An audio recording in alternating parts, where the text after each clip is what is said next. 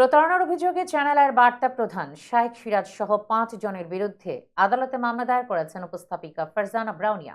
বুধবার ঢাকার অতিরিক্ত চিফ মেট্রোপলিটন ম্যাজিস্ট্রেট হাসিবুল হকের আদালতে মামলার আবেদন করেন তিনি। আদালত বাদীর জবানবন্দি রেকর্ড করে অভিযোগের বিষয়ে তদন্ত করে সিআইডিকে প্রতিবেদন দাখিলের নির্দেশ দিয়েছেন। এ মামলার অন্য আসামিরা হলেন জহিরউদ্দিন মাহমুদ মামুন, মুকিত মজুমদার বাবু, আব্দুর রশিদ মজুমদার পারভেজ ও রিয়াজ আহমেদ খান। মামলা সূত্রে জানা গেছে, 2018 সালে কোটা সংস্কার আন্দোলনের সময় চ্যানেল আইয়ে প্রচারিত স্বর্ণ কিশোর অনুষ্ঠানটি কোনো নোটিশ ছাড়াই বন্ধ করে দেওয়া হয়। সেই সঙ্গে অনুষ্ঠানটির উপস্থাপিকার বেতনও বন্ধ করে দেন।